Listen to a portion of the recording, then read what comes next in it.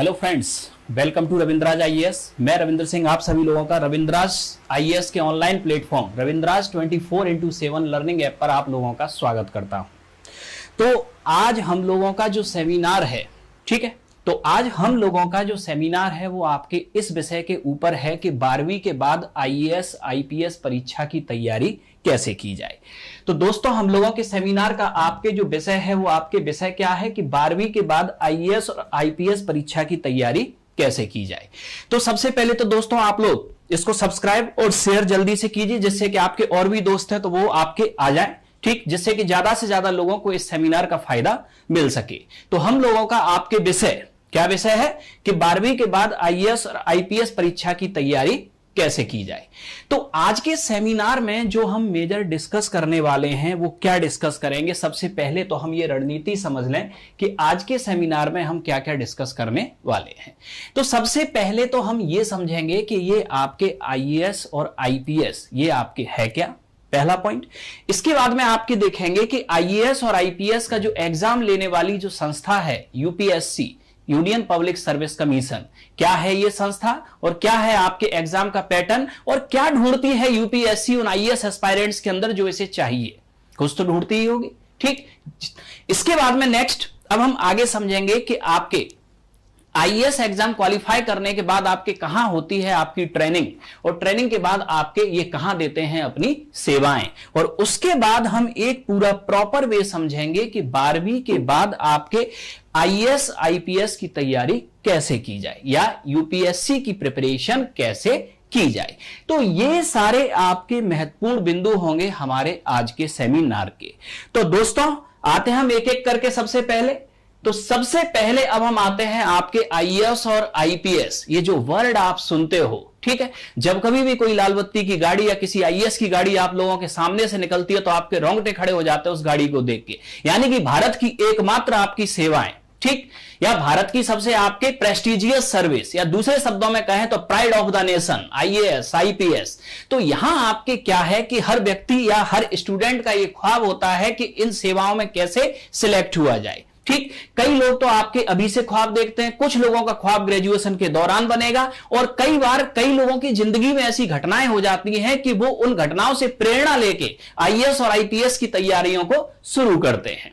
तो दोस्तों अब हम समझें सबसे पहले तो आपके कि ये जो आपके आईएएस या आईपीएस ये हैं, सबसे पहले तो हम एक बेसिक डिटेल बता दें कि आईएएस और आईपीएस ये दोनों आपकी जो सेवाएं होती हैं ये होती हैं all India services, Akhil Bharatiya सेवाएं, ठीक।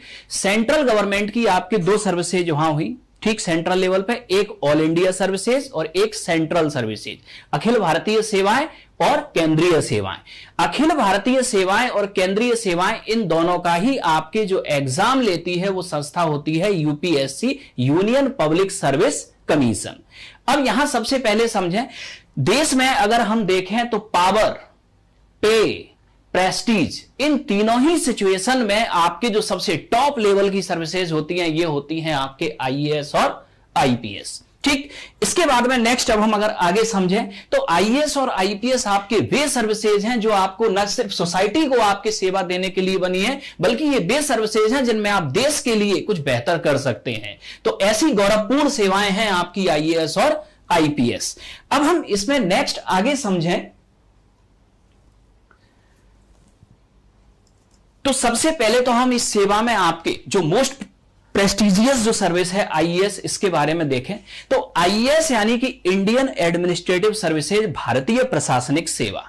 भारतीय प्रशासनिक सेवा में चयन के बाद आप लोग क्या बनते हैं, सबसे पहले तो हम ये देखें तो सबसे पहले चयन के बाद जब आप लोगों की ट्रेनिंग होती है तो ट्रेनिंग के बाद आपको सबसे पहले आपको एसडीएम या एडीएम, उसके बाद आपको डीएम बनाया जाता है, और जैसे जैसे आप सीनियरिटी में आप आगे बढ़ते हैं वैसे वैसे आप सेक्रेटरीट लेवल पे जाते हैं, और अगर आप स्टेट में सबसे टॉप लेवल पे जाएंगे तो चीफ सेक्रेटरी बनेंगे, और सेंट्रल में अगर आप सबसे टॉप लेवल पर जाएंगे तो आप कैबिनेट सेक्रेटरी बनेंगे।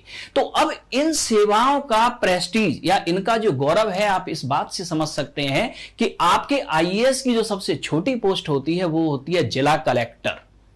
आपकी नजर में जिला कलेक्टर आपके जिले का भगवान होता है, ठीक है, ये आईएएस की सबसे छोटी पोस्ट है और यहां से आपके ये अपना सफर तय करते हैं और चीफ सेक्रेटरी और कैबिनेट सेक्रेटरी तक आपके एक व्यक्ति पहुंच सकता है। तो आप सोच सकते हैं कितनी प्रेस्टिजियस सर्विसेज होंगी आपकी ये आईएएस। ठीक, अब आईएएस की अगर हम प्रेस्टिजियस या इनकी गौरवपूर्ण सर्विसेज के बारे में अगर हम बात करें तो ये कुछ पिक्चर्स हैं। ठीक, जो पिक्चर्स आपको ये बयान करती हैं कि एक आईएएस कितना पावरफुल होता है। ये आप एक पिक्चर देख रहे हैं, ये आपके आदरणीय सम्मानीय प्रधानमंत्री नरेंद्र मोदी ये जब अपना इलेक्शन का ज्ञापन दे रहे थे, इलेक्शन का नॉमिनेशन दे रहे थे, तो एक आईएएस अधिकारी को नॉमिनेशन दे रहे थे। आप इस पिक्चर से आप स्पष्ट देख सकते हो कि नरेंद्र मोदी एक आईएएस के सामने खड़े हुए हैं। ठीक, यानी कि इलेक्शन के टाइम पे एक आईएएस अधिकारी इतना पावरफुल है कि आपके देश का सबसे बड़ा नेता उसके सामने खड़ा हुआ है, तो आप एक आईएएस की स्थिति का आकलन बड़े बेहतर तरीके से कर सकते हैं। अब इसके बाद में नेक्स्ट अब हम आगे समझते हैं ठीक इसी तरीके से IPS, Indian police services. Indian police services उन नौजवान युवक और युवतियों के लिए देश की सबसे बेहतरीन सेवा है जिन्हें यूनिफॉर्म पसंद है। यानी कि आपके यूनिफॉर्म वाली जॉब में जो सबसे प्राइड वाली जॉब है वो है आपके आईपीएस। ठीक, कुछ लोगों का जन्म से ख्वाब होता है कि उनके कंधों पर आपके स्टार लग के आए या कंधों पर आपके अशोक लग के आए, तो आपके सबसे बड़ी प्राइड वाली यूनिफॉर्म सर्विस आपके आईपीएस। और आईपीएस में सिलेक्शन के बाद आप ट्रेनिंग के बाद जो बनते हैं, ठीक, कुछ समय के लिए आप डीएसपी, उसके बाद एएसपी, उसके बाद एसपी और डीआईजी और देन आईजी। ठीक है, इसके अलावा आप जब सीनियरिटी में आगे बढ़ते जाते हैं तो आप सीबीआई, अदर पैरामिलिट्री फोर्सेस, इनके चीफ के रूप में भी अपॉइंट किया जाता है एक आईपीएस अधिकारी को। ठीक, तो ये तो आप लोगों ने ये देखा कि आईएएस और आईपीएस आपके कहां से ये सेवाएं शुरू होती हैं और कहां तक आपके इनका प्रमोशन होता है। यानी कि अपने जीवन काल में आपके आईएएस और आईपीएस के आपके मेंबर्स कितनी आपके सर्विसेज देते हैं। तो दोस्तों, आईएएस और आईपीएस के बारे में ये तो हमने देखा। अब हम यहां ये समझते हैं कि आईएएस और आईपीएस इनका एग्जाम लेता कौन है। ठीक है, तो सबसे पहले हम अगर ये देखें तो आईएएस और आईपीएस का जो एग्जाम लेने वाली संस्था होती है इसे कहते हैं हम UPSC, union public service commission, संघ लोक सेवा आयोग। संघ लोक सेवा आयोग की अगर हम बात करें तो ये एक सेंट्रल रिक्रूटिंग एजेंसी है, केंद्रीय भर्ती अभिकरण। संघ लोक सेवा आयोग का जो कार्य होता है वो होता है ऑल इंडिया सर्विसेज और सेंट्रल गवर्नमेंट की ग्रुप ए और ग्रुप बी की जो गजेटेड सर्विसेज हैं उन सभी सर्विसेज के लिए एग्जाम का आयोजन करती है यूपीएससी। यूपीएससी सिर्फ आईएएस और आईपीएस की ही एग्जाम का आयोजन नहीं करती, आईएएस आईपीएस जैसी 20 से भी अधिक सेवाओं के आपके एग्जाम का आयोजन यूपीएससी के द्वारा किया जाता है।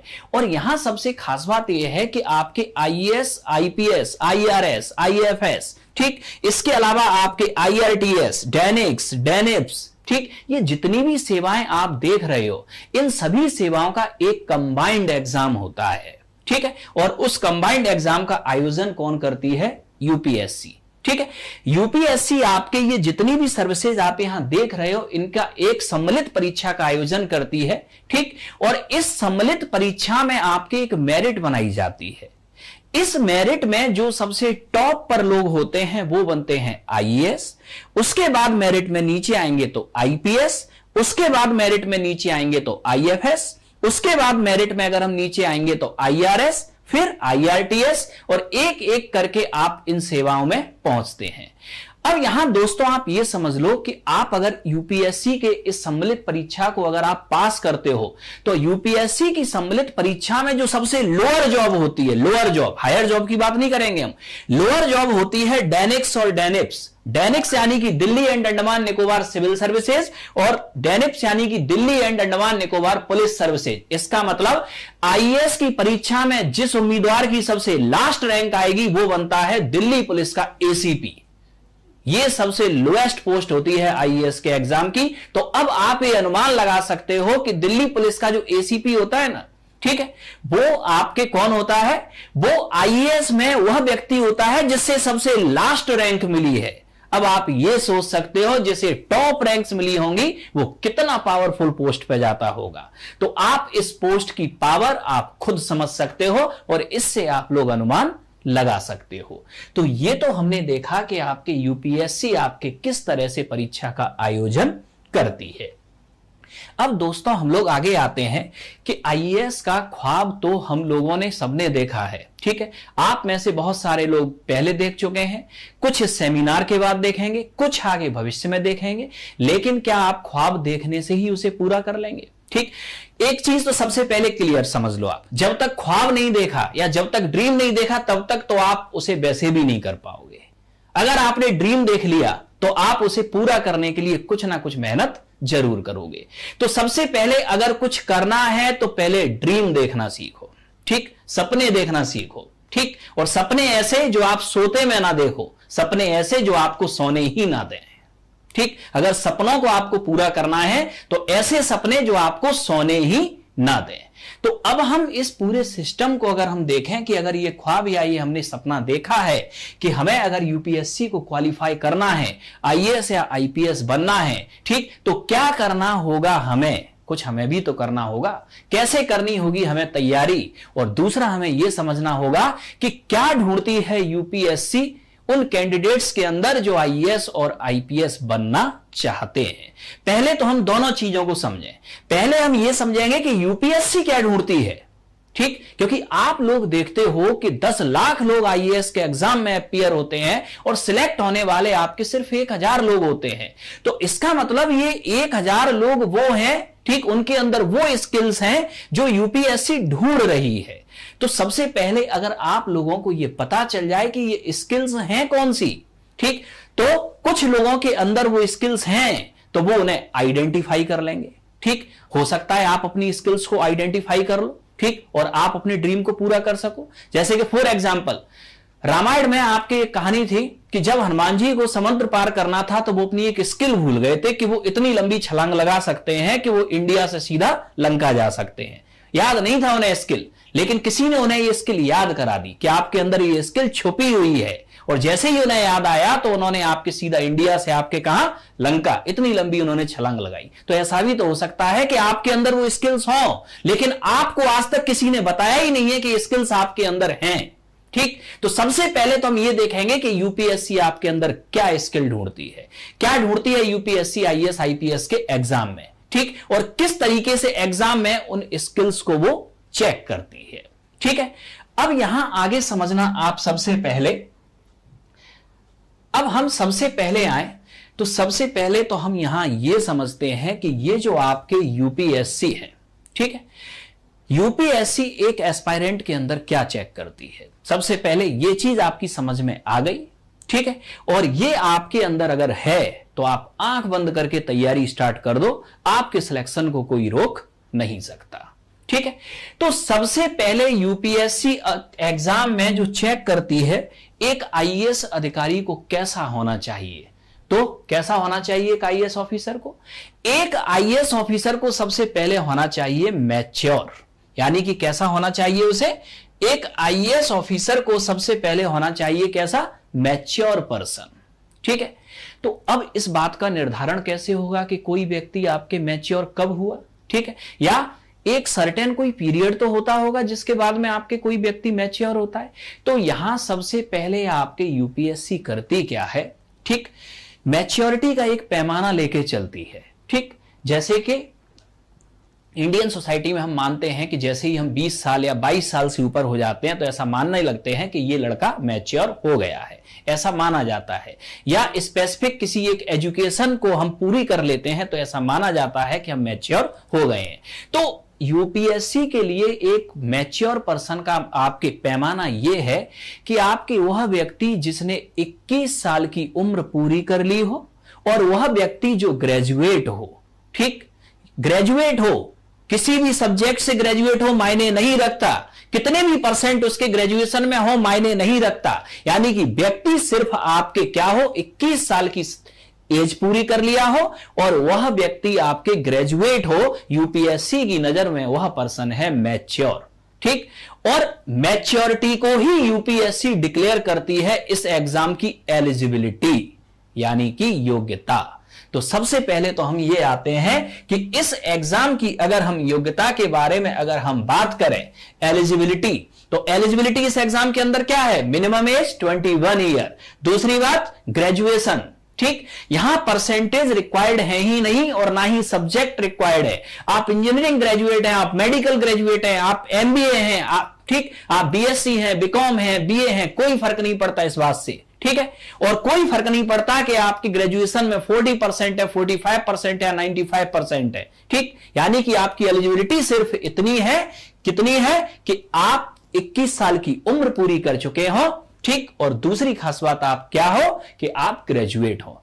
तो सबसे पहले तो यहां एक आप लोग इस अवधारणा को क्लियर कर लें कि आपके मन में बचपन से यह अवधारणा आपके मन में बिठा दी जाती है। क्या बिठा दी जाती है?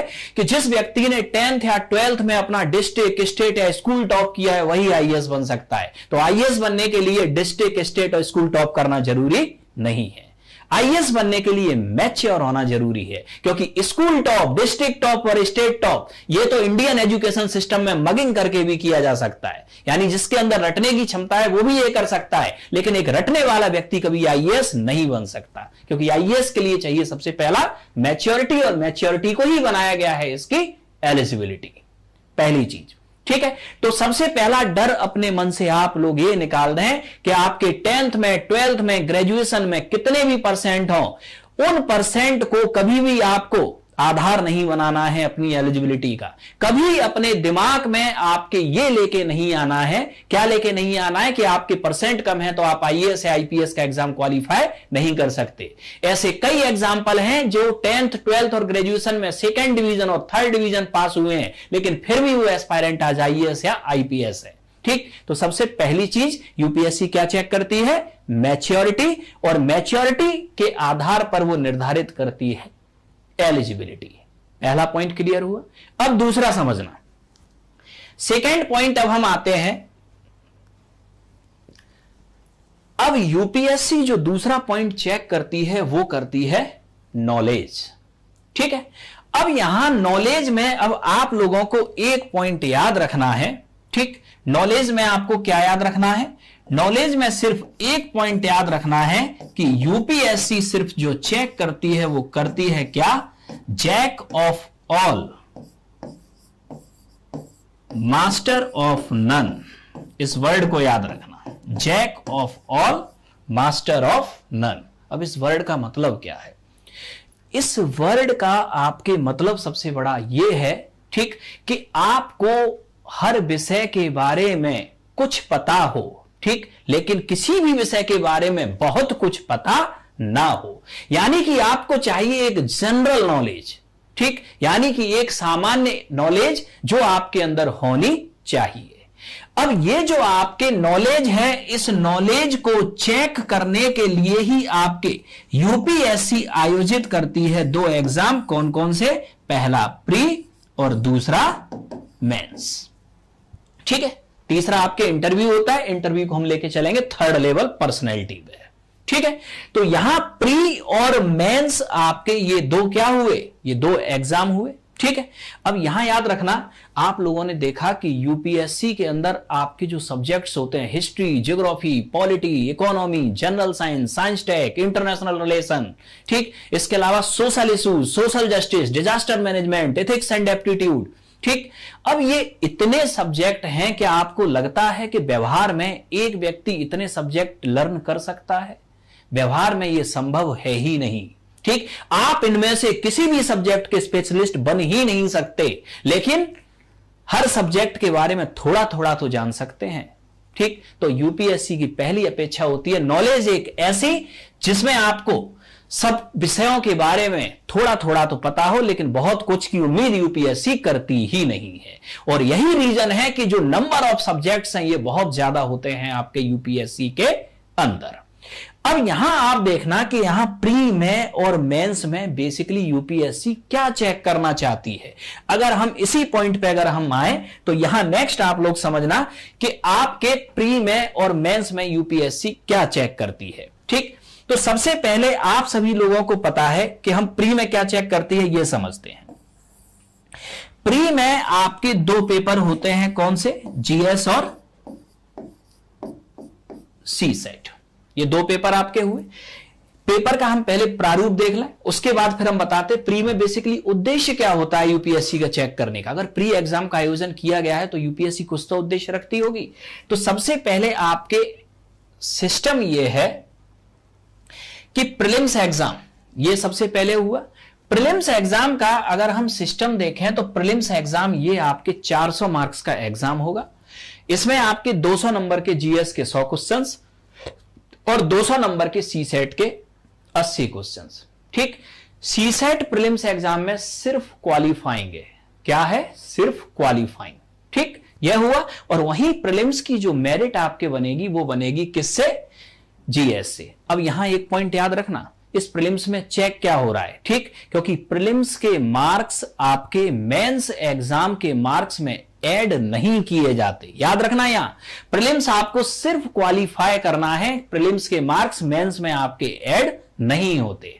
ठीक है, तो अब यहां याद रखना कि अगर हम प्रीलिम्स एग्जाम की आपके बात करें, ठीक है, कि प्रीलिम्स एग्जाम में आपके ये चेक क्या करना चाहती है यूपीएससी, तो प्रीलिम्स एग्जाम में याद रखना कि इन सब्जेक्ट के द्वारा जो यूपीएससी आपके चेक करना चाहती है, सबसे पहले तो आपके ये कि एक ऐसा व्यक्ति जो 4 ऑप्शन में से सही ऑप्शन ना ढूंढ पाए। ठीक, 4 सही, यानी कि जो 4 ऑप्शन दिए हैं, 4 में से एक तो सही है ना। ठीक, एक ऐसा व्यक्ति जो 4 ऑप्शन में से आपके सही ऑप्शन ना ढूंढ पाए, तो ऐसे व्यक्ति को आईएएस बनने का कोई अधिकार नहीं है। सबसे पहले तो यही चेक करती है आपके प्रीलिम्स में यूपीएससी। ठीक है, प्रीलिम्स एग्जाम का जो उद्देश्य है वो सिर्फ इतना सा आपके उद्देश्य है कि मेंस एग्जाम में भारी भीड़ ना बैठे, क्योंकि मेंस एग्जाम में जब आपके भारी भीड़ बैठेगी तो कॉपियां चेक करने में आपके प्रॉब्लम होगी, टाइम लगेगा, एग्जाम बहुत ज्यादा टाइम टेकिंग हो जाएगा। ठीक है, तो यहां आपके प्रीलिम्स का ऑब्जेक्टिव होता है गेट रास्कल्स आउट, यानी कि 10 लाख लोग आपके प्रीलिम्स में बैठते हैं। ठीक है, इनमें से आपके 10 लाख लोग एग्जाम हॉल तक पहुंचते ही नहीं है, पहुंचने वाले होते हैं 4 लाख। ठीक है, तो इन 4 लाख में से आपके 12 से 15 हजार आपके अच्छे लोग निकालना जो मेंस के लिए सूटेबल है। ठीक है, अब यहां आपके प्रीलिम्स में जो बेसिक और चेक किया जाता है, गेट रास्कल्स आउट तो आपके क्या हो गया, ये टाइम हुआ। अब दूसरा आपके देखा जाता है कि इन उम्मीदवारों का टाइम मैनेजमेंट कैसा है। पहली चीज, टाइम मैनेजमेंट यहां कैसे शुद्ध होगा?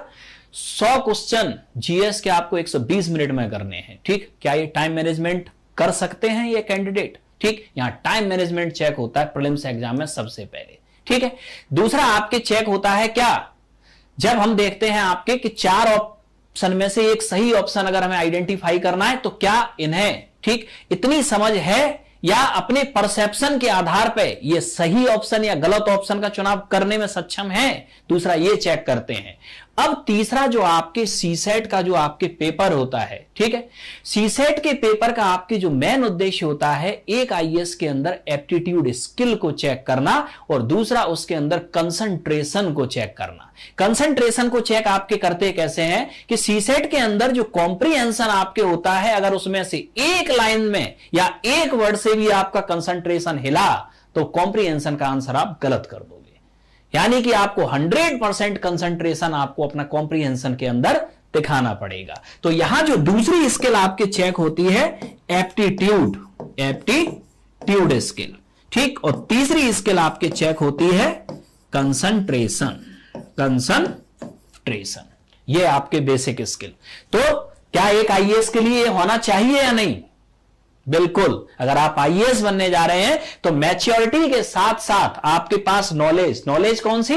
Jack of all master of none, यानी कि आपको सब सब्जेक्ट के बारे में तो ना आता हो, लेकिन सब सब्जेक्ट के बारे में थोड़ा थोड़ा तो आता हो। ठीक है, दूसरा आपके टाइम मैनेजमेंट एक आईएएस के लिए जरूरी है या नहीं है? बिल्कुल है। ठीक, इसके अलावा एप्टीट्यूड स्किल जरूरी है या नहीं है? बिल्कुल है। इसके अलावा कंसंट्रेशन जरूरी है या नहीं है? बिल्कुल है। आप आइडेंटिफाई करते चलिए अपने अंदर इन स्किल्स को, क्योंकि यही स्किल्स चेक होंगी आपके इस एग्जाम में जाके। ठीक, इसके बाद में नेक्स्ट अब हम आते हैं किस पर? मेंस एग्जाम पर। मेंस एग्जाम में आपके, ठीक, सबसे पहले अब हम समझ लें कि इसके अंदर बेसिकली चेक क्या होता है, फिर मेंस एग्जाम का हम पैटर्न समझते हैं। ठीक है, मेंस एग्जाम में क्या चेक होता है और इसका हम क्या समझते हैं, पैटर्न समझते हैं। तो मेंस एग्जाम के अंदर जो आपके, ठीक, चेक जो होता है, सबसे पहले तो आपके चेक होता है क्या, एनालिसिस करने की स्किल, एनालिसिस करने की स्किल, ठीक, क्योंकि मेंस में आपको लिखना होता है, आपको एनालिसिस करना होता है, किसी भी घटना का आप एनालिसिस कर सकते हैं या नहीं, ठीक, एनालिसिस करने की आपकी ये स्किल चेक होती है मेंस एग्जाम में।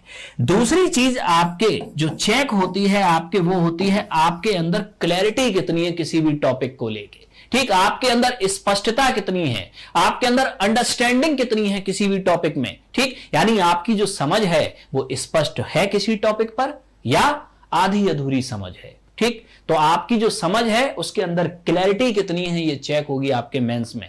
तो क्लैरिटी और दूसरा एनालिसिस स्किल, ठीक, मेंस का सिर्फ इतना ही ऑब्जेक्टिव होता है।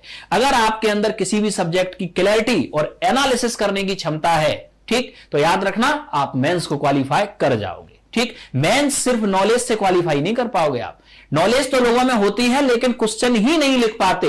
क्वेश्चन क्यों नहीं लिख पाते? क्योंकि उन्हें आधी अधूरी नॉलेज है किसी भी विषय पर, यानी कि उनके अंदर ना तो क्लैरिटी है और ना ही एनालिसिस करने की क्षमता है। ये मेंस के अंदर दो सबसे इंपॉर्टेंट एलिजिबिलिटी होती है, ठीक है। तो यहां याद रखना कि एक आईएएस के अंदर एनालिसिस करने की क्षमता बहुत जरूरी है और एक आईएएस के अंदर हर टॉपिक पे क्लैरिटी बहुत जरूरी है, ठीक। इसको चेक किया जाता है मेंस एग्जाम के अंदर और इसीलिए आपके मेंस एग्जाम को बड़ा इलॉबरेट किया जाएगा, बड़ा बनाया जाएगा इस एग्जाम को। कई मुद्दों और कई पहलुओं पर आपकी क्लैरिटी और एनालिसिस को आपके चेक किया जाएगा, ठीक। और इसको चेक करने के लिए जो मेंस का सिलेबस है उसको आपके बनाया जाएगा थोड़ा सा आपके व्यापक।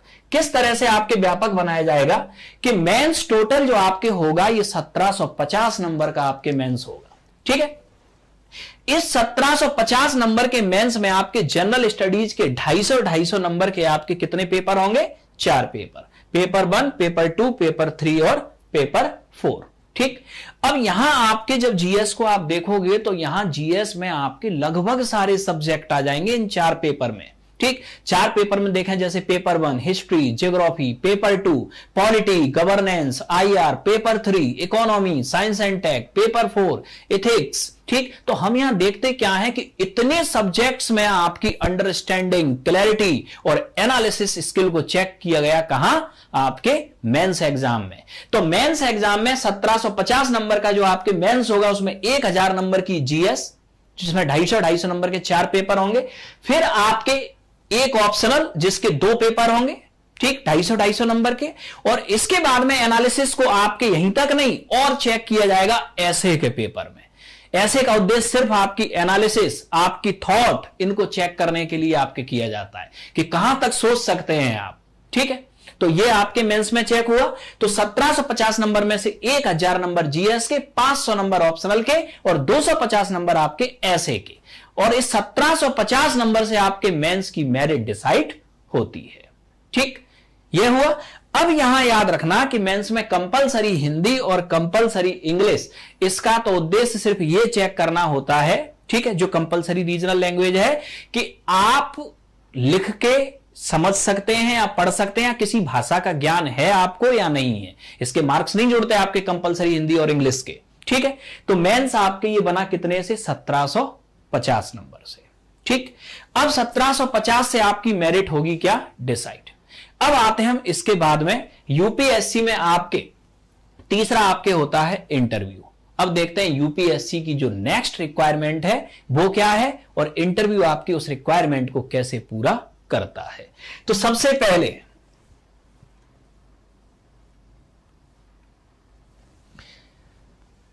किसी आईएएस एस्पायरेंट में आपके जो नेक्स्ट आपके यूपीएससी सर्च करती है वो करती है उसकी पर्सनैलिटी, और पर्सनैलिटी को चेक करने का सबसे बेहतर तरीका होता है आपके इंटरव्यू, ठीक।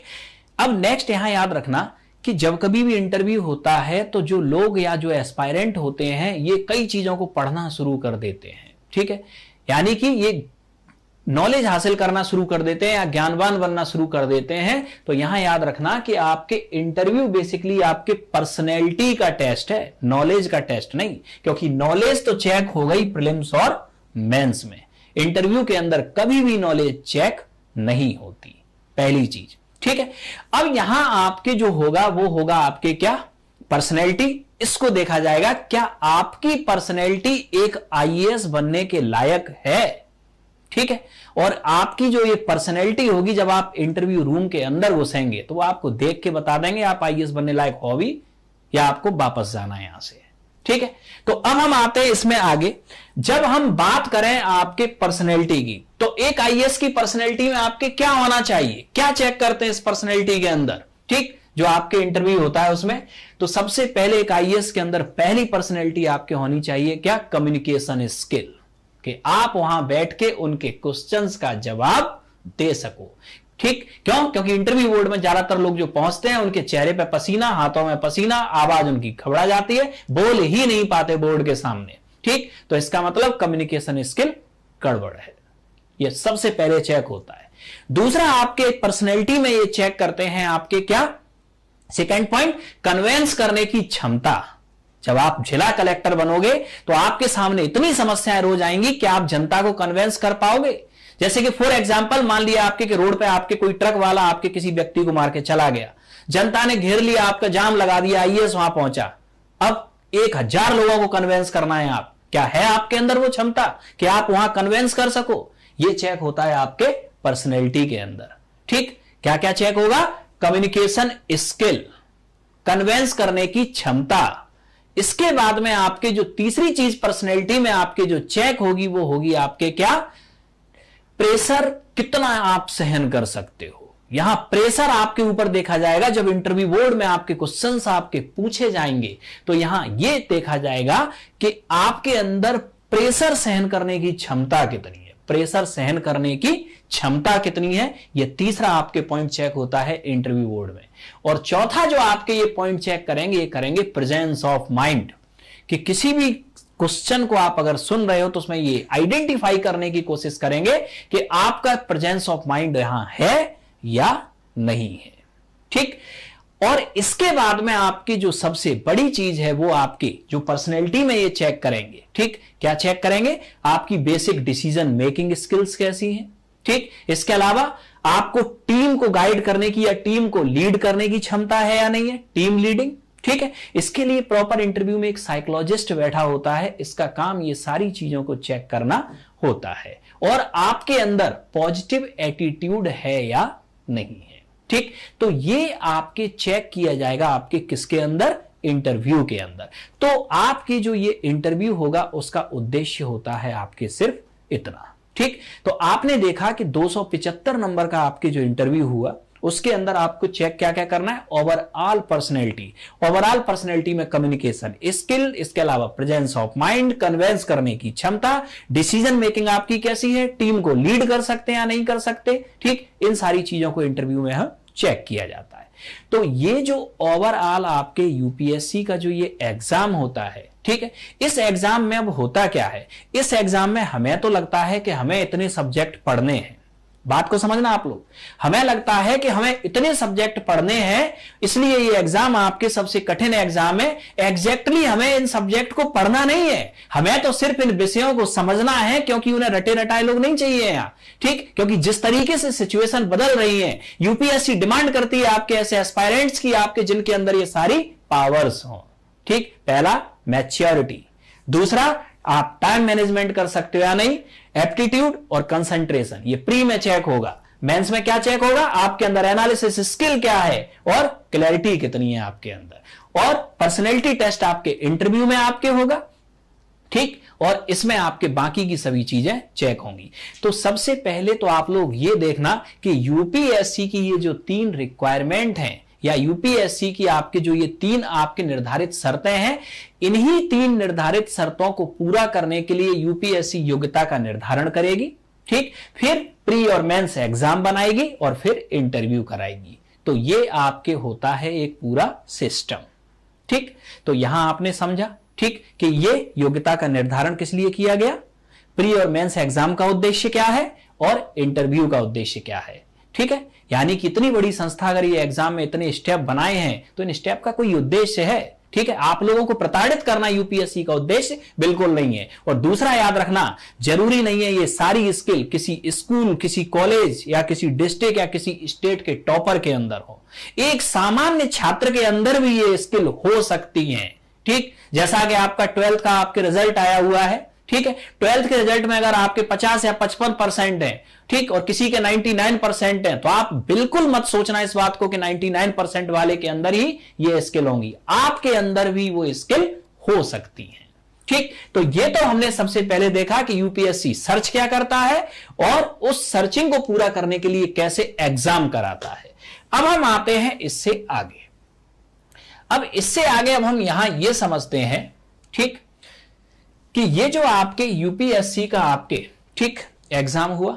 अब एग्जाम के बाद की अगर हम प्रोसेस देखें तो एग्जाम के बाद की प्रोसेस को इतना समझना कि एग्जाम में आपके जो क्वालिफाई होंगे, ठीक, जितने भी आपके अधिकारी क्वालिफाई होते हैं, इन सभी लोगों की सबसे पहली जो बेसिक ट्रेनिंग होती है वो होती है Lal Bahadur Shastri national academy of administration Mussoorie में। उसके बाद में आपके क्या होता है कि इस बेसिक ट्रेनिंग के बाद आपके जो अधिकारी आईएएस हैं उन्हें एलबीएसएनए में ही रखा जाएगा, जो आईपीएस हैं उन्हें आपके सरदार वल्लभ भाई पटेल अकेडमी हैदराबाद आपके भेज दिया जाएगा। ठीक इसी तरीके से आपके आईआरएस की ट्रेनिंग फरीदाबाद और नागपुर में आपके होगी। ठीक, तो यहां आपके जो सर्विस ट्रेनिंग होगी वो आपके फिर अलग अलग हो जाएगी। और इस सारी आपके ट्रेनिंग के बाद, ठीक, अपॉइंट किया जाएगा आपको जूनियर लेवल से। जैसे कि अगर आप आईएएस हैं तो पहले आपकी ट्रेनिंग कंप्लीट होगी, ट्रेनिंग कंप्लीट होने के बाद सबसे पहले आपको जो चार्ज दिया जाएगा वो एक एसडीएम का। एसडीएम के चार्ज को आप जब सीख जाओगे तब आपके सीओ या एडीएम बनाया जाएगा, और डीएम तो आपको कम से कम बनाया जाएगा 6 साल बाद। तो ये तो आपके एक एग्जाम का पैटर्न हुआ और आपकी ये ट्रेनिंग का पैटर्न हुआ। ठीक, और किस तरीके से आप आईएएस या आईपीएस की पोस्ट तक पहुंचेंगे ये आपके हुआ एक पैटर्न। अब हम यहां आते हैं अपने मेन पॉइंट पर, और हम लोगों का जो आपके मेन पॉइंट है, ठीक, वो आपके है क्या कि 12th के बाद आपके तैयारी कैसे करें। ठीक है, तो अब 12वीं के बाद हम तैयारी आपके कैसे करें, ये हमारा मेन पॉइंट है। ठीक है, तो अब 12वीं के बाद आपके अगर आपको तैयारी करना है तो आईएएस बनने के लिए, एग्जाम देने के लिए सबसे पहले क्या करना होगा, ग्रेजुएशन करना होगा। तो सबसे पहले ये तो डिसाइड कर लें कि हमें ग्रेजुएशन करना किससे है। तो अब यहां 2 विकल्प होते हैं। ठीक है, 2 विकल्प समझना। 2 विकल्प में से पहला विकल्प आपके ये, ठीक, जो ग्रेजुएशन हो सकता है वो किस किस से हो सकता है। एक तो सब्जेक्ट आपके हो सकते हैं आर्ट के सब्जेक्ट, ठीक, दूसरे सब्जेक्ट आपके हो सकते हैं साइंस के सब्जेक्ट, और तीसरे आपके प्रोफेशनल कोर्सेज। प्रोफेशनल कोर्सेज का मतलब इंजीनियरिंग, मेडिकल, मैनेजमेंट, ठीक है, लॉ, ये सब प्रोफेशनल कोर्सेज हुए। इतने सब्जेक्ट में आपके ग्रेजुएशन होता है। ठीक है, और आईएएस में आपके किसी भी आप सब्जेक्ट से ग्रेजुएट हो तो आप इस एग्जाम को दे सकते हो। तो यहां 2 क्वेश्चन बनते हैं कि अगर आपने सोच ही लिया है, ठीक, क्या सोच लिया है कि आपको आईएएस ही बनना है और कुछ करना ही नहीं है, तो फिर हमारा सुझाव यह है कि आप आर्ट या ह्यूमैनिटीज के सब्जेक्ट से ग्रेजुएशन कीजिए। क्यों कीजिए, उसके पीछे भी कोई लॉजिक होगा। लॉजिक उसके पीछे आपके ये होता है कि आईएएस के एग्जाम में हिस्ट्री, ज्योग्राफी, पॉलिटी, इकोनॉमी, ये 4 सब्जेक्ट आप देख रहे हो। ठीक है, ये हुआ। ये जो आपके 4 सब्जेक्ट होते हैं ये कैन प्रकारेण आईएएस के सिलेबस का 60 से 70% कंप्लीट करते हैं, और कोइंसिडेंटली ये चारों सब्जेक्ट ह्यूमैनिटीज के होते हैं। यानी कि आपके सबसे ज्यादा जो वेटेज होगा आईएएस के एग्जाम में वो आर्ट्स या ह्यूमैनिटीज के सब्जेक्ट का होता है। तो अगर आपने एम डिसाइड कर लिया है, क्या एम डिसाइड कर लिया है कि आपको आईएएस बनना ही है, दूसरा कुछ करना ही नहीं है, तो फिर आप ग्रेजुएशन कीजिए आर्ट से। ठीक है, इसके बाद में आपने ये सोचा कि एक कैरियर और साथ लेके चलना है, तो फिर आप प्रोफेशनल कोर्सेज कीजिए। एक कैरियर और साथ लेके चलना है, जैसे आपने इंजीनियरिंग किया या मेडिकल किया या मैनेजमेंट किया, तो इससे क्या होगा कि इससे आपका एक कैरियर का विकल्प खुल जाएगा। अगर आपका आईएएस या स्टेट पीसीएस में सिलेक्शन नहीं भी हुआ तो एक कैरियर का विकल्प आपका ओपन हो जाएगा। तो आप क्या ले सकते हैं, इंजीनियरिंग, मेडिकल, प्रोफेशनल कोर्सेज कोई भी ऑप्ट कर सकते हैं। तो प्रेजेंट में आपके क्या है कि जो नई खेप जो आपके आ रही है, नई खेप आपके रिस्क लेना नहीं चाहती, और रिस्क लेना नहीं चाहती इसलिए वो 12th के बाद प्रोफेशनल स्टडीज में जाती है पहले कि एक कैरियर हम श्योर करें, उसके बाद में हम क्या करें, अब आईएएस की तैयारी शुरू करते हैं। ठीक, जैसे कि आपके कोई एमबीबीएस है पर्सन, अब एमबीबीएस पर्सन का आईएएस में सिलेक्शन नहीं हुआ तो डॉक्टर तो है ना, वो तो कहीं कर ही लेगा जॉब। तो कैरियर अगर आपको पहले बनाना है तो प्रोफेशनल कोर्सेज में जाओ, उसके बाद आईएएस की तैयारी करो, और या फिर जीवन मरण का प्रश्न बना लिया है आईएएस बनना, तो सीधा आप आर्ट से ग्रेजुएशन करो। ठीक, तो सबसे पहले तो हमने ये देखा कि ग्रेजुएशन किस सब्जेक्ट से करें, तो ये आपकी बात समझ में आ गई होगी। अब इसके बाद में नेक्स्ट अब हम आगे आते हैं दूसरा क्वेश्चन, क्या आईएएस बनने के लिए कोचिंग जरूरी है? ऐसा आईएएस के विज्ञापन में कहीं नहीं लिखा। जब भी यूपीएससी की परीक्षा का आयोजन होता है और उसका जो एडवर्टीजमेंट आपके आता है, ठीक, उसमें आपके बेसिक एलिजिबिलिटी लिखी होती है, आपके सिलेबस लिखा होता है, पर यह कहीं नहीं लिखा कि आईएएस बनने के लिए कोचिंग करना जरूरी है। ठीक, पहली चीज तो याद रखना, आईएएस बनने के लिए आपको कोचिंग नहीं चाहिए। ठीक, आपको एक कोच चाहिए, एक मेंटर चाहिए, एक गाइड चाहिए जो आपको गाइड कर सके। ठीक, याद रखना, दुनिया की कोई कोचिंग आपको आईएएस नहीं बना सकती। आईएएस तो बनेंगे आप अपनी मेहनत से, अगर आपने सही डायरेक्शन में, ठीक है, सही स्ट्रेटजी के साथ, ठीक, अपनी तैयारी को किया है, तो आप अपनी ही मेहनत से आईएएस बन सकते हैं। बस इसके लिए आपको जरूरत होती है एक गाइड की। तो दिमाग से ये क्वेश्चन बिल्कुल निकाल देना आप, ठीक, कि आईएएस बनने के लिए आपको कोचिंग की जरूरत है। तो अब क्वेश्चन आपका ये आया कि कोचिंग की जरूरत अगर नहीं है तो इतनी कोचिंगें क्यों खुली हैं? ठीक, और हम लोग कोचिंग जा तो रही हैं, तो फिर कोचिंग का रोल क्या है आईएएस बनने में? कुछ तो रोल होगा। ठीक, तो सबसे पहले ये समझ लें।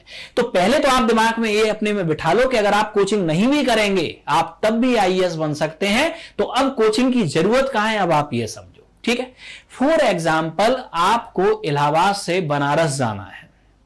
इलाहाबाद से बनारस जाना है तो पैदल भी तो जा सकते हैं। लॉकडाउन में बहुत सारे लोग आपके बंबई से या बनारस पैदल आ गए थे। ठीक, ऐसा तो है नहीं कि पैदल नहीं पहुंच सकते। तो पैदल जाओगे इलाहाबाद से बनारस तो कितने दिन लगेंगे? हो सकता है 7 दिन लग जाए। अब थोड़ा सा और आगे आओ, साइकिल से निकल गए इलाहाबाद से बनारस तो हो सकता है 3 दिन में पहुंच जाओ। अब मोटरसाइकिल से निकल गए तो 1 ही दिन में आप पहुंच जाओ, और अब आप कार से निकल गए तो आप 3 घंटे में पहुंच जाओ, और कहीं आप फ्लाइट से ही निकल लिए तो 45 मिनट में पहुंच जाओगे। तो अब आप समझ गए होंगे रोल ऑफ कोचिंग क्या होता है। रोल ऑफ कोचिंग सिर्फ इतना होता है कि कोचिंग आपकी सिर्फ इतनी मदद करती है कि जो सब्जेक्ट या जो टॉपिक आपको 1 घंटे में समझ में आएगा, कोचिंग में जो टीचर होगा वो आपको 15 मिनट में उसे समझा देगा। आपका 45 मिनट का टाइम बचा लेगा। बस इससे ज्यादा कोई भी रोल कोचिंग का नहीं होता, क्योंकि राइटिंग स्किल आपको डेवलप करनी है। इतनी जो आपको स्किल्स थोड़ी देर पहले बताई थी, कोचिंग इनमें से एक भी स्किल को डेवलप नहीं करती। याद रखना, जितनी भी स्किल्स आपको हमने बताई हैं प्री, मेंस और इंटरव्यू की, दुनिया की कोई भी कोचिंग नहीं है जो इन स्किल्स को डेवलप कर दे। ये स्किल्स तो आपके अंदर खुद होंगी या आपको खुद डेवलप करनी पड़ेंगी।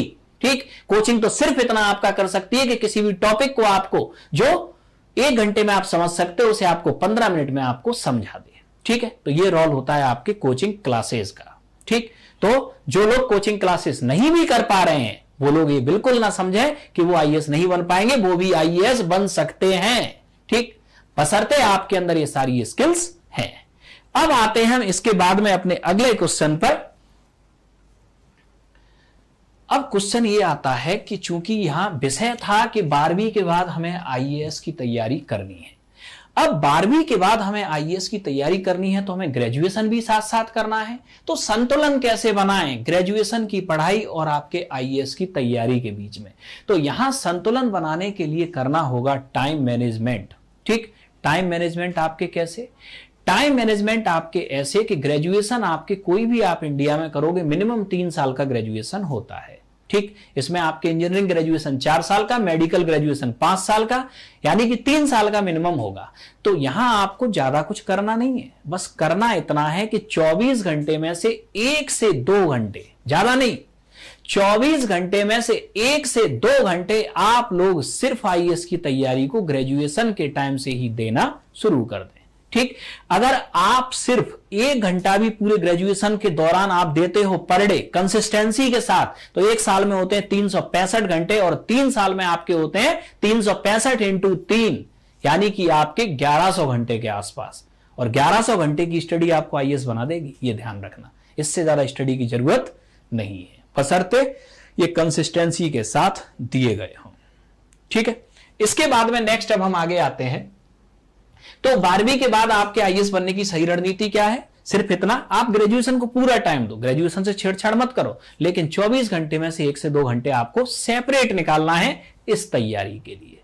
ठीक, अब इसके बाद में ये टाइम मैनेजमेंट आपको करना कैसे? ग्रेजुएशन में एक पॉइंट और है, ग्रेजुएशन में एक स्टूडेंट के ऊपर बहुत सारे सामाजिक दायित्व होते हैं। कैसे? दोस्तों के साथ भी जाना है, डेट पे भी जाना है, ठीक है, इसके अलावा शादी विवाह में भी जाना है, ठीक, रिश्तेदारों में जो शादियां विवाह होते हैं, तो ये इतने सारे सामाजिक दायित्व होते हैं ग्रेजुएशन में किसी बच्चे के ऊपर कि पढ़ाई के लिए टाइम ही नहीं निकल पाता। और इसके अलावा आपके ग्रेजुएशन अगर कोई कर रहा है तो घर में कोई भी छोटा मोटा काम हो वो उसी को करना है। तो ये इतनी सारी जिम्मेदारियों से आपको टाइम तो हालांकि नहीं मिलेगा पूरे ग्रेजुएशन में, ठीक, ये हर स्टूडेंट की यही कहानी होगी, पूरा ग्रेजुएशन निकल जाएगा लेकिन आप ये नहीं समझ पाओगे आपने पढ़ाई कब की थी इस ग्रेजुएशन में। ठीक है, तो यहां आपको बस इतना करना है कि अगर वास्तव में आपको आईएएस बनना है तो भले ही 1 घंटे निकाल देना, लेकिन 1 घंटे निकाल जरूर लेना। ठीक है, अब इसके बाद में नेक्स्ट आगे आते हैं। अब नेक्स्ट अगला क्वेश्चन आपके ये आया इसमें कि ग्रेजुएशन आपने की, ठीक है, ये सारी चीजें हुई। अब अगला क्वेश्चन जो आता है वो आपके ये आता है कि कोचिंग का तो हमने आपसे कहा कि कोई जरूरी नहीं है, तो अब ग्रेजुएशन के दौरान से ही कौन सी रणनीति को फॉलो किया जाए। 3 साल है आपके पास, एक प्रॉपर स्ट्रेटजी हम कैसे बनाएं, तो इस प्रॉपर स्ट्रेटजी पे हम डिस्कस करते हैं। सबसे पहले तो सबसे पहले इस प्रॉपर स्ट्रेटजी पे हम डिस्कस करते हैं।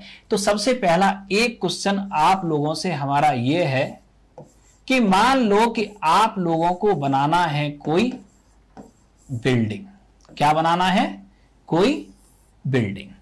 ठीक है, आप लोगों से कहा कि 3 साल में आपको एक बिल्डिंग बनानी है। ठीक, तो सबसे पहले अगर आपको बिल्डिंग बनानी है तो किसी भी बिल्डिंग को बनाने का आपका एक तरीका होगा, एक वे होगा जिस वे पर आपके बिल्डिंग को बनाया जाएगा। ठीक है, तो अब आपके क्या होगा ये वे, सबसे पहले तो हम ये देखें। ठीक है, तो अगर आपको बिल्डिंग को बनाना है तो सबसे पहला तरीका यह होता है कि इस बिल्डिंग में आपको तैयार करना पड़ेगा एक फाउंडेशन। ठीक, यानी कि इसकी नींव, जब तक उस बिल्डिंग की नींव तैयार नहीं होगी तब तक आप बिल्डिंग को खड़ा नहीं कर सकते। अब इसके बाद में आपके जो ये फाउंडेशन है, एक बार अगर ये स्ट्रॉन्ग फाउंडेशन बन गया तो अब आपको तैयार करना है क्या? इस फाउंडेशन के ऊपर एक स्ट्रक्चर, यानी बिल्डिंग की संरचना। ठीक, और जब आपके ये संरचना तैयार हो जाएगी तो अब आप क्या करोगे? इस बिल्डिंग की फिनिशिंग, फिनिशिंग का मतलब डेकोरेशन। ठीक, उसके अंदर इंटीरियर, उसके अंदर एक्सटीरियर, ये सारी चीजें आप करोगे। और आपके जब ये 3 स्टेप पूरे होंगे तब आप कहोगे कि ये जो आपकी बिल्डिंग है, ये बिल्डिंग आपके क्या हो गई? कंप्लीट हो गई। बिल्डिंग क्या हो गई? ये कंप्लीट हो गई। ठीक है, तो यहां अगर आपको कोई बिल्डिंग बनानी है तो उस बिल्डिंग की सबसे आपके महत्वपूर्ण बात यह है कि उसमें ये 3 स्टेप आपको फॉलो करने पड़ेंगे। पहला, फाउंडेशन, बिना फाउंडेशन के आप कोई बिल्डिंग नहीं बना सकते। दूसरा, स्ट्रक्चर, और तीसरा आपके स्ट्रक्चर बनने के बाद इसकी फिनिशिंग। ठीक है, यह स्टेप हुआ। गौर से समझना, ये जो तीनों स्टेप हैं, ये तीनों स्टेप आपके कैसे स्टेप हैं? यूनिडायरेक्शनल।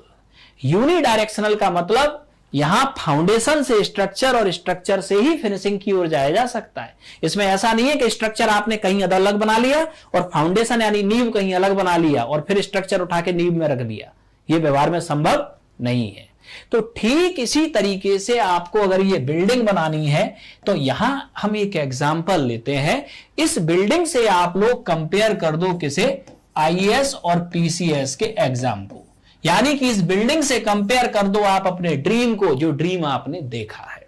ठीक है, तो यहां आपके अगर इसको कंपेयर करोगे तो यहां इस एग्जाम का भी आपके क्या होगा? एक फाउंडेशन होगा। इस एग्जाम का भी आपके क्या होगा? एक स्ट्रक्चर होगा। और इस एग्जाम का भी आपके क्या होगा?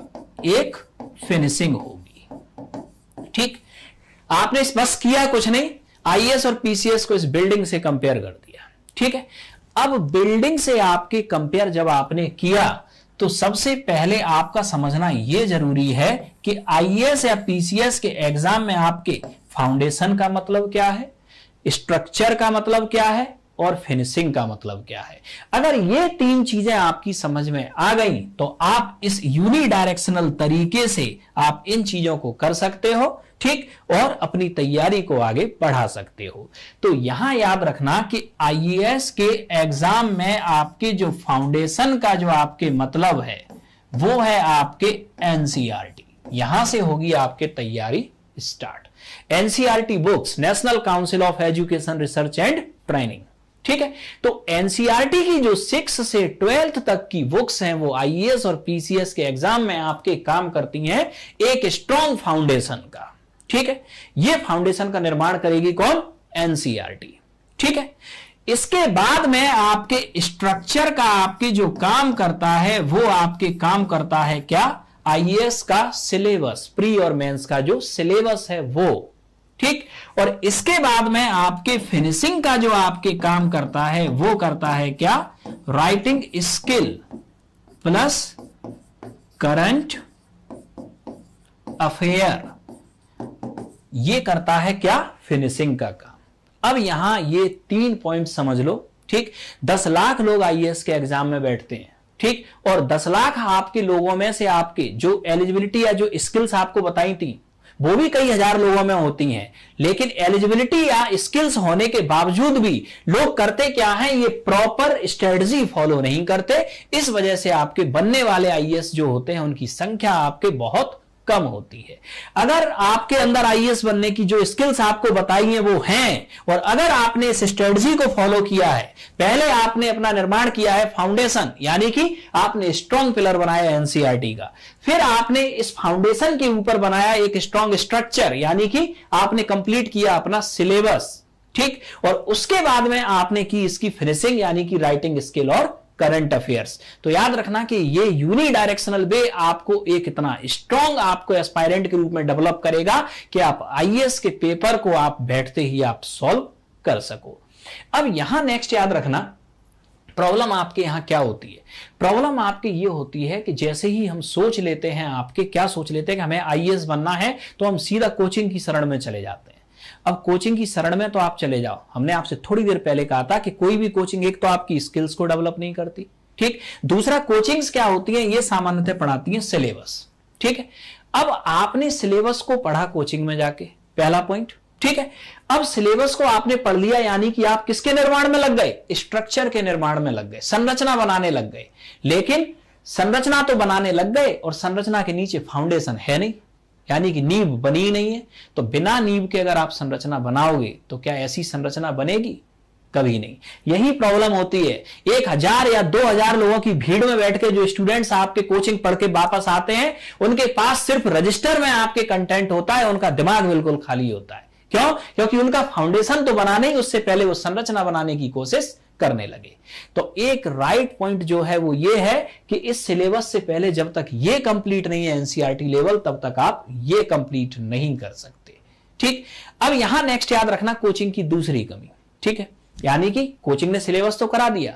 अब कोचिंग ने सिलेबस तो करा दिया, लेकिन फाउंडेशन का निर्माण नहीं कराया कोचिंग ने, यानी एनसीईआरटी आपकी डेवलप नहीं हुई। और दूसरा, कोई भी कोचिंग आपको राइटिंग स्किल आपकी ये करा के नहीं देगी। तो अकेला सिलेबस पढ़ के आप कर भी क्या लोगे? क्योंकि फाउंडेशन नहीं है तो स्ट्रक्चर कंप्लीट नहीं है, मतलब एनसीईआरटी अगर नहीं है तो ये सिलेबस समझ में ही नहीं आएगा। और यही रीजन होता है कि प्री और मेंस के क्वेश्चन ही समझ में नहीं आते लोगों को कि इस क्वेश्चन में पूछा क्या है। क्वेश्चन का जवाब देने के लिए पहले क्वेश्चन तो समझ में आए कि आपके पूछा क्या गया है उस क्वेश्चन के अंदर, ठीक है। तो ये आपने एक प्रॉपर वे देखा। अब ये जो आपने ये 3 पिलर्स जो आपने देखे, आपके पास 3 साल का टाइम है, ठीक। हम एज्यूम करके चल रहे हैं कि आप जो ग्रेजुएशन कर रहे हो वो 3 साल की है, ठीक। ग्रेजुएशन 4 साल की भी हो सकती है इंजीनियरिंग में, 5 साल की भी हो सकती है मेडिकल में, लेकिन 3 साल की। तो सबसे पहले जो फर्स्ट ईयर का आपके प्रोग्राम है, फर्स्ट ईयर में आपको अपना टारगेट रखना है स्ट्रॉन्ग फाउंडेशन, यानी कि इस पूरी 1 साल के अंदर आपको जो एनसीईआरटी की 6 से 12th तक की बुक्स हैं, इनको इतनी बार रीड करना है, इतनी बार आपको लर्न करना है और इतनी बार अंडरस्टैंड करना है इन बुक्स को कि एक स्ट्रॉन्ग फाउंडेशन का आप निर्माण कर सको। क्योंकि जैसे ही आप एनसीईआरटी की बुक्स को आप अच्छे से समझ जाओगे तो यहां आपके क्या होगा आगे समझना। एनसीईआरटी की बुक्स को जब आप रीड करो, यहां जब आप टॉपिक्स को पढ़ो तो उन बुक्स के पीछे जो ऑब्जेक्टिव और जो लिखने वाले क्वेश्चंस दिए हैं उनकी प्रैक्टिस साथ साथ करो। क्यों साथ साथ करो? क्योंकि आईएएस में जब आप राइटिंग स्किल करोगे तो आईएएस का क्वेश्चन आप नहीं लिख पाओगे पहली बार में। आपको क्वेश्चन लिखने की आदत डालनी होगी और ये आदत आप डालेंगे फर्स्ट ईयर से। फर्स्ट ईयर में आप लिखेंगे सिर्फ एनसीईआरटी के क्वेश्चन, ये बहुत अच्छा तरीका है। सेकेंड ईयर में जब आप सिलेबस को पढ़ेंगे तब भी आईएएस के क्वेश्चन मत लिखना, तब आप लिखेंगे स्टेट पीसीएस के क्वेश्चन, वो आप लिख लेंगे। और थर्ड ईयर में उसके बाद उतरना आप आईएएस के क्वेश्चंस पे, तब फिर आप देखना आईएएस के क्वेश्चंस के आंसर आप लिख पाते हो या नहीं। ठीक, अगर आप पहली बार में कोशिश करेंगे कि आईएएस के क्वेश्चन का आंसर लिख दें तो यह संभव ही नहीं है। ठीक, तो आपको क्या करना है, सबसे वेरी फर्स्ट ईयर में आपको एनसीईआरटी को कंप्लीट करना है और तैयारी को यहां से जब आप आगे ले जाएंगे तो एनसीईआरटी के पीछे जो ऑब्जेक्टिव और सब्जेक्टिव क्वेश्चंस हैं, ठीक, उनको आप फर्स्ट ईयर से सॉल्व करेंगे। पूरा फर्स्ट ईयर आपने इसमें दिया। अब सेकेंड ईयर और थर्ड ईयर यानी सिलेबस आपके आईएएस का आपके इतने विस्तृत होता है कि इसमें आपके टाइम लगता है। ठीक है, अब टाइम आपके लगता है, ये बात बिल्कुल सही है। ठीक है, तो यहां कई बार 12 महीने और 12 से आपके कई बार 15 महीने तक भी ये टाइम जा सकता है। तो सेकेंड ईयर का आपका जो उद्देश्य होना चाहिए वो आपके होना चाहिए क्या, कि ये जो आईएएस का प्री और मेंस का जो सिलेबस है, ठीक, इसको हम क्या करें, स्टैंडर्ड बुक से पढ़ें। ठीक, यानी कि बेसिक एनसीईआरटी यहां खत्म, स्टैंडर्ड बुक्स, ठीक, इससे आपके पढ़ना शुरू करें। और यहां सिलेबस पे आने के साथ एक काम और शुरू कर दें। क्या शुरू कर दें, जब आप एनसीईआरटी की बुक्स रीड कर चुके होंगे तो आपको हर चीज के बारे में थोड़ा थोड़ा पता होगा, तो सेकेंड ईयर में आते ही आप न्यूज़पेपर पढ़ने की हैबिट डालें। ठीक, और न्यूज़पेपर किसी के कहने पर नहीं कि सीधा द हिंदू उठा लिया। द हिंदू खरीदते तो बहुत सारे लोग हैं, समझ में नहीं आता। ठीक, तो ऐसी गलती कभी मत करना। न्यूज़पेपर वो जो आपको समझ में आए। ठीक, ये दैनिक जागरण भी हो सकता है, दैनिक भास्कर भी हो सकता है, हिंदुस्तान भी हो सकता है। अगर आप हिंदी मीडियम के हैं तो हिंदू उठाने की गलती मत करना। ठीक है, तो न्यूज़पेपर सेकेंड ईयर से पढ़ना शुरू करें, फर्स्ट ईयर से क्यों नहीं, क्योंकि जब तक एनसीईआरटी की बेसिक समझ नहीं है आप न तो इकोनॉमी की न्यूज समझ पाएंगे, ना आप आईआर की न्यूज समझ पाएंगे, ना राष्ट्रीय और अंतरराष्ट्रीय आप परिदृश्य को समझ पाएंगे। ठीक है, सेकेंड ईयर से आपने इधर न्यूज़पेपर पढ़ना शुरू किया, ठीक है, और सिलेबस को निपटाया। अब थर्ड ईयर में जब आप होंगे तो थर्ड ईयर में आपको करना क्या है, सिंपल करंट अपडेट करना है अपने आप को, और राइटिंग स्किल्स सीधा आपके आईएएस के प्रीवियस के जो क्वेश्चंस आए हुए हैं, इसके अलावा टेस्ट सीरीज डिफरेंट इनको आपको ज्वाइन करना है। और तीसरी साल में अपनी तैयारी को आपको एक फाइनल टच देना है। और ये जो आपके स्टेप है 3, यकीन मानना अगर ये 3 स्टेप आपने कंप्लीट कर लिए, ठीक, तो आपको आईएएस बनने से कोई रोक नहीं सकता। और अगर ये 3 स्टेप आपने कंप्लीट नहीं किए तो आपको आईएएस कोई बना नहीं सकता। इस बात को आप नोट कर लो। आईएएस बनने के लिए कोचिंग नहीं, आईएएस बनने के लिए स्ट्रेटजी चाहिए, एक रणनीति चाहिए। ठीक, कोचिंग आपका सिलेक्शन नहीं कराएगी, आपकी रणनीति आपका सिलेक्शन कराएगी। तो 3 साल के अंदर आप इस रणनीति को फॉलो करेंगे। फर्स्ट ईयर अपना फाउंडेशन स्ट्रॉन्ग कीजिए एनसीईआरटी, सेकेंड ईयर आप सिलेबस को आप प्रिपेयर कीजिए पूरे को, और थर्ड ईयर में आप राइटिंग स्किल और करंट अफेयर्स। ठीक, यही एक यूनिडायरेक्शनल तरीका है, क्योंकि फाउंडेशन नहीं होगा तब तक स्ट्रक्चर नहीं बनेगा। मतलब जब तक एनसीईआरटी अच्छे से नहीं होगी तब तक सिलेबस नहीं समझ पाओगे, और जब तक सिलेबस पे पकड़ नहीं होगी या सिलेबस समझ में नहीं आएगा तब तक आप लिख नहीं पाओगे। ठीक, तो यही एक प्रॉपर वे होगा आपके आईएएस की तैयारी का। तो ये हमने देखा आपके कि एक बेस्ट स्ट्रेटजी आपके क्या होना चाहिए। ठीक है, अब यहां हम एक छोटा सा डिस्कशन और करते हैं। ठीक है, काफी टाइम हो गया यहां तक। सबसे पहला आपके डिस्कशन तो आपके ये, ठीक, कि आईएएस की तैयारी में आपके कितने घंटे पढ़ाई करें। ठीक, तो कितने घंटे आईएएस की तैयारी में आपके पढ़ाई करें, ठीक है, ये जो आपके डिस्कशन आपके आता है। तो यहां आप ये समझ लो, ठीक है, आईएएस बनने के लिए कोई निर्धारित घंटे नहीं होते कि कोई बंदा 4 घंटे पढ़ेगा या 10 घंटे पढ़ेगा या 12 घंटे पढ़ेगा तो ही आईएएस बन पाएगा। एक सरल एग्जांपल से समझाएंगे। एक पर्सन ए है, ये 1 घंटे में 10 किलोमीटर चलता है, तो इसे 30 घंटे आपके, यानी कि 30 किलोमीटर चलने के लिए कितने घंटे चलना पड़ेगा, 3 घंटे। कोई व्यक्ति 1 घंटे में 10 किलोमीटर चलता है और उसे 30 किलोमीटर चलना है तो कितने घंटे में पहुंचेगा? 3 घंटे में। ठीक उसी तरीके से एक पर्सन आपके बी है जो 15 किलोमीटर पर आवर की स्पीड से चलता है, तो उसे 30 किलोमीटर चलने में कितना टाइम लगेगा? 2 घंटे। एग्जैक्टली हर व्यक्ति की क्षमताएं अलग हैं और हर व्यक्ति की क्षमताएं अलग है। तो हो सकता है कि एक स्टूडेंट किसी टॉपिक को 1 घंटे में समझता है तो दूसरा स्टूडेंट उस टॉपिक को 15 मिनट में समझता है, तो इसका मतलब दूसरे स्टूडेंट को उससे 1/4 टाइम पढ़ना है। ठीक, तो यहां कोई निर्धारित मानक नहीं होता कि कितने घंटे पढ़ना है। ठीक है, तो आप याद रखना जो आईएएस रियल में बनते हैं वो 4-6 घंटे की पढ़ाई से बनते हैं। 15 घंटे 12 घंटे व्यवहार में संभव है ही नहीं और ना आपको पढ़ना। ठीक है, इसके बाद में आईएएस में आपके सबसे जो जरूरी चीज होती है ना आपकी पढ़ाई में, वो होती है आपकी कंसिस्टेंसी। ठीक है, कंसिस्टेंसी आपके, क्योंकि एक दिन आप पढ़ लिए सोमवार को 10 घंटे, मंगलवार को शादी में चले गए, बुधवार को शादी से लौट के आए तो सो रहे थे, बृहस्पतिवार को आप फिर दोस्तों के साथ चले गए, शुक्रवार को फिर 3 घंटे पढ़ लिए, शनिवार को अब वीकेंड लग गया तो मूवी वूवी देखना होता है, संडे को फिर रिलैक्स किया, पूरे घंटे रिजल्ट कितना आया? 13 घंटे। और 13 घंटे इस तरीके से पढ़े कि जो 10 घंटे पढ़ा था वो भी भूल गए और 3 घंटे पढ़े थे वो भी भूल गए। अगर इसकी जगह आप पर डे 3 घंटे पढ़े होते तो कितना रिजल्ट आता? अगर पर डे 2 घंटे भी पढ़े होते तो 7 दिन में ये होते 14 घंटे कंसिस्टेंसी के साथ। यानी कि कभी भी यहां कॉम्प्रोमाइज मत करना अपनी कंसिस्टेंसी से। ठीक, आप भले ही 2 घंटे पढ़ो लेकिन पूरी तैयारी के दौरान पढ़ो। ठीक है, यहां कोई फिक्स नहीं है आवर्स कि आप 8 घंटे 10 घंटे या 12 घंटे पढ़ोगे। ठीक है, दूसरा क्वेश्चन आपके ये आईएएस की तैयारी और कॉलेज की पढ़ाई में आपके कैसे समन्वय करें। ठीक है, तो ये तो आपको हमने अभी बताया, ये टाइम मैनेजमेंट तो आपको करना पड़ेगा। 24 घंटे आपके पास में होते हैं और 24 घंटे में से भले ही 1 घंटे आप निकालना, लेकिन कंसिस्टेंसी के साथ 1 घंटे निकालना और बाकी का पूरा टाइम आप कॉलेज की स्टडी को देना। ठीक, वो 1 घंटा भी 3 साल में इतनी तैयारी आपके करवा देगा कि आप आईएएस का एग्जाम देने के लायक बन जाएंगे। ठीक है, इसके बाद में नेक्स्ट आपके ये क्वेश्चन ये है आपके, क्या अंग्रेजी माध्यम से ही आपके आईएएस में चयन होता है? तो ये बिल्कुल गलत है। ठीक है, बस यहां आपके अंग्रेजी माध्यम से चयन ज्यादा होता है। ज्यादा क्यों होता है? एक तो अब आप खुद देखो कि धीरे धीरे आपके अंग्रेजी माध्यम में पढ़ने वाले छात्रों की संख्या बढ़ती जा रही है।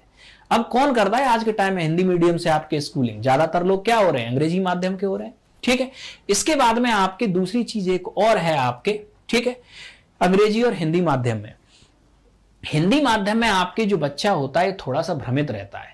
हिंदी माध्यम के बच्चे को मल्टी बुक्स, बहुत सारी किताबों पे यकीन है, बहुत सारे टीचर्स पे यकीन है, बहुत सारे लोगों की राय पे यकीन है। जबकि इंग्लिश मीडियम के स्टूडेंट की खास बात होती है 1 बुक, 1 गाइड, 1 मेंटर, ठीक, और 1 स्ट्रेटजी। ठीक है, तो अगर हिंदी मीडियम में भी आप 1 टीचर, 1 किताब, ठीक, इसके अलावा आपके 1 स्ट्रेटजी को फॉलो करेंगे तो आप हिंदी मीडियम से भी आईएएस बन सकते हैं। ठीक, ये ध्यान रखना। अब इसके बाद में नेक्स्ट एक फ्रीक्वेंटली आस्क्ड क्वेश्चन आप लोगों का था कि वैकल्पिक विषय क्या लिया जाए। तो हम यहां ये मान के चल रहे हैं कि आप में से ज्यादातर लोग आप अभी ग्रेजुएशन कर रहे हैं या 12th पास हैं, तो अभी तो आप लोगों के लिए जो राय है वो आपके ये राय है कि जब तक आप लोगों की एनसीईआरटी कंप्लीट ना हो जाए तब तक आप ऑप्शनल सब्जेक्ट के बारे में सोचे भी ना। क्यों? क्योंकि जब आपकी एनसीईआरटी एक बार कंप्लीट हो जाएंगी और एनसीईआरटी में जब आप 6-7 सब्जेक्ट पढ़ चुके होंगे तो इनमें से कोई तो ऐसा सब्जेक्ट होगा जो आपको बहुत पसंद होगा या जिसको पढ़ने में आपको इंटरेस्ट आएगा, तो बस उसी सब्जेक्ट को आप बनाएं क्या? ऑप्शनल। ठीक, अब नेक्स्ट इसके बाद में एक क्वेश्चन आपके ये, क्या प्री और मेंस की तैयारी अलग अलग करें? एक ये क्वेश्चन स्टूडेंट्स ने जो पूछा गया वो ये है। तो यहां आप लोगों को याद रखना है कि प्री की तो कोई तैयारी होता ही नहीं है। ठीक, तो तैयारी होती है वो सिर्फ मेंस की होती है, ये ध्यान रखना है। प्री की कोई तैयारी नहीं होती। प्री में तो आपको सिर्फ ये देखना है ना कि ये जो 4 आंसर दिए उनमें से सही क्या है। तो प्री का कोई स्पेसिफिक आपकी प्रिपरेशन नहीं होती। तो दिमाग से ये निकाल दें, जो तैयारी आपको करनी है वो सिर्फ मेंस की करनी है। प्री की तो सिर्फ प्रैक्टिस होती है कि आप 4 में से सही आंसर निकाल रहे हैं, 4 ऑप्शन में से, ये प्रैक्टिस आपको करनी है, प्रीलिम्स की तैयारी नहीं करनी। प्रीलिम्स की कोई तैयारी नहीं होती। ठीक, इसके बाद में आपके ऑनलाइन प्लेटफॉर्म का कैसे उपयोग करें। तो सबसे बड़ी बात तो आपकी ये है कि अगर हम ऑनलाइन प्लेटफॉर्म की बात करें तो आपकी ये एक वरदान भी है और एक अभिशाप भी है। तो सबसे पहले तो हम देखें अभिशाप क्यों। अभिशाप इसलिए कि जहां आप YouTube डालते हैं, ठीक, YouTube डालते हैं तो YouTube पे आपको 12 लाख से ज्यादा टीचर मिल जाते हैं। 12 लाख तो आपके एस्पायरेंट नहीं है आईएएस में। ठीक, कोई भी अपनी वीडियो आपके पटक देता है यूट्यूब पे। ठीक, जिसे आईएएस के बारे में पता है वो भी, नहीं पता है वो भी। ठीक है, तो ये तो सबसे बड़ा अभिशाप है कि अब इन 12 लाख में से सही टीचर, सही कंटेंट, इसका चयन कैसे करें। ठीक, ये प्रॉब्लम आती है आपके ऑनलाइन प्लेटफॉर्म पर सबसे बड़ी स्टडी करने में। तो अब इसका समाधान क्या है? तो समाधान ये है कि आप पहले पता करें, ठीक है, कि कौन से टीचर्स आपके सही हैं। दूसरा ये कि किसी एक टीचर को कंपेयर करें आप किसी दूसरे टीचर से, 2-3 टीचर्स को आप कंपेयर करें, उनकी स्ट्रेटजी को कंपेयर करें, 2-3 कोचिंग्स या 2-3 आपके जो वेबसाइट्स हैं उनके कंटेंट को कंपेयर करें, फिर उनमें से जो बेस्ट है उसको आप आधार बनाएं अपनी रणनीति का। ठीक, और ऑनलाइन प्लेटफॉर्म का सबसे बड़ा प्लस पॉइंट आपके ये है कि आपको दिल्ली, इलाहाबाद और पटना जैसे शहरों में आने की जरूरत नहीं है। आप अपने गांव में बैठे हुए, रिलायंस जियो का फोन आपके हाथ में है, ठीक, और आप अपने गांव से ही आईएएस की तैयारी कर सकते हैं। दूसरी बात, आपके जो ऑफलाइन कोचिंगों की जो बड़ी हुई जो बहुत सारी जो फीस है, जो लाखों में आपके होती है, जिसे पे करने में आप सक्षम नहीं है, ऑनलाइन में दूसरा फायदा आपको मिलता है इस फीस का, यानी जो लाखों की फीस है वो हजारों में कन्वर्ट आपके हो जाएगी। और इसके बाद में सबसे बड़ी बात आपके क्या, फ्लेक्सिबिलिटी है आपके ऑनलाइन प्लेटफॉर्म में। फ्लेक्सिबिलिटी आपके क्या है कि आप अगर सुबह नहीं पढ़ पा रहे तो शाम को पढ़िए, शाम को नहीं पढ़ पा रहे तो दोपहर में पढ़िए, यानी कि आप कभी भी इसमें पढ़ सकते हैं। तो दोस्तों, आप लोगों ने अभी तक ये समझा कि 12th के बाद आईएएस और आईपीएस की तैयारी आप लोगों को करनी कैसे है। ठीक है, तो आपकी इस तैयारी में रविंद्रा है आपके साथ में। अब हम आगे ये डिस्कस करेंगे कि रविंद्रा आपकी कहां कहां मदद करेगा, या रविंद्रा के द्वारा आपके कौन कौन से आपके कोर्स चलाए जाएंगे आपके, जो आपकी इस तैयारी में आपकी मदद करेंगे। तो सबसे पहला हमारा जो कोर्स होगा आपके, वो कोर्स आप लोगों को जो ऑफर हम आपके कर रहे हैं, वे स्टूडेंट जिन्होंने 12th पास आपके कर लिया है और जो अंडर ग्रेजुएशन कर रहे हैं, उन लोगों के लिए आपके 3 ईयर फाउंडेशन बैच। इस 3 ईयर फाउंडेशन बैच का जो उद्देश्य है वो ये है कि इसमें फर्स्ट ईयर में हम एनसीईआरटी बेसिक कंप्लीट कराएंगे, सेकेंड ईयर में आपके जीएस का पूरा कंप्लीट सिलेबस कराएंगे, थर्ड ईयर में हम आपके ऑप्शनल और आपके राइटिंग स्किल, इस पर हम मेहनत करेंगे, जिससे कि 3 साल में आपकी बहुत अच्छे से आईएएस की तैयारी हो सके। तो ये कोर्स है अंडर ग्रेजुएट स्टूडेंट्स के लिए। इसके बाद में आपके दूसरा जो हमारा कोर्स है आपके जीएस एनसीईआरटी टेस्ट सीरीज। यहां क्या होता है कि अगर एनसीईआरटी आप अपने से पढ़ रहे हैं, 6 से लेकर 12th की एनसीईआरटी आप अपने से पढ़ रहे हैं, तो इस टेस्ट सीरीज के द्वारा आपके, ठीक, आप अपना इवैल्यूएशन कर सकते हो कि आप एनसीईआरटी में कहां तक अपनी तैयारी को कर चुके हैं। ठीक है, इसके लिए आपके ये जीएस एनसीईआरटी टेस्ट सीरीज का आपके ये ऑल इंडिया लेवल का आपके प्रोग्राम शुरू किया गया है।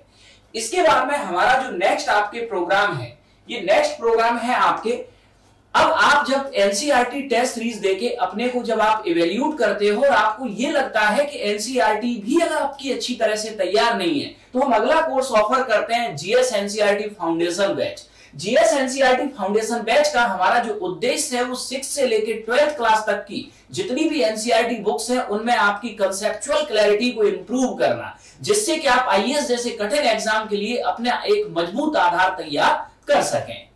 इसके बाद हमारा जो नेक्स्ट कोर्स है, ठीक, UPSC general studies prelims plus mains, यानी कि वे लोग जो ग्रेजुएशन कर चुके हैं और 1 साल बाद आईएएस के एग्जाम में अपीयर होने वाले हैं। ठीक है, तो उन लोगों के लिए आपके ये 1 ईयर फाउंडेशन बैच आपके तैयार किया गया है, जिसमें देश के बेहतरीन विशेषज्ञ आप लोगों को गाइड अलग अलग विषयों में करेंगे। इसके बाद जो हमारा नेक्स्ट आपके प्रोग्राम है आईएएस के लिए आपके ऑप्शनल सब्जेक्ट्स, तो हमारी तरफ से जो आपको ऑफर किए जा रहे हैं वर्तमान में हिस्ट्री, ज्योग्राफी और पॉलिटिकल साइंस, ये 3 ऑप्शनल सब्जेक्ट आप लोगों को ऑफर किए जाएंगे। ठीक, तो ये अब हम लोगों ने आपके देखा कि हमारी तरफ से आप लोगों को क्या सुविधाएं प्रदान की जाएंगी। ठीक है, तो आज की वीडियो में हम लोगों ने सिर्फ आपके देखा कि 12th के बाद आईएएस की तैयारी कैसे करें। अब हम आईएएस के अलग अलग इश्यूज पर आपकी कुछ और वीडियोस लेके आएंगे। इसके लिए आप हमारे चैनल को सब्सक्राइब कीजिए और आपके इस वीडियो को शेयर कीजिए और इसे लाइक कीजिए। अगली जो वीडियोस आपकी होंगी, आईएएस में प्रीलिम्स की तैयारी कैसे करें, आईएएस में मेंस की तैयारी कैसे करें, इंटरव्यू के लिए अभी से कैसे हम अपने आप को डेवलप करें, आईएएस में ऑप्शनल का सिलेक्शन हम कैसे करें, इसके अलावा आपके आईएएस में हमें क्या पढ़ना है और क्या छोड़ना है। ठीक है, इसके अलावा आईएएस के एग्जाम के दौरान हम कैसे अपने आप को मोटिवेट रखें, ठीक है, किस तरह से कंसिस्टेंसी को बनाए रखें, इन सारे विषयों पर आप हमारी अगली वीडियोस में आप देखेंगे, जो हम आगे एक एक करके बनाने वाले हैं। ठीक है, तो अगर ये वीडियो आप लोगों को पसंद आई हो तो आप लाइक कीजिए, इसे सब्सक्राइब कीजिए और इसे आप शेयर कीजिए। ठीक है, और हमारे कोर्सेज के बारे में या किसी भी डाउट के बारे में अगर आप जानना चाहते हैं तो डिस्क्रिप्शन बॉक्स में दिए गए नंबर्स पे आप कॉल कीजिए, ठीक है। और डिस्क्रिप्शन बॉक्स में आपकी जो फॉर्म है आप उसे फिल करके आप कोई भी इंक्वायरी आप हमारे इंस्टीट्यूट से ले सकते हैं, ठीक है। तो हम लोग मिलते हैं अपने नेक्स्ट वीडियो में। Thank you all of you.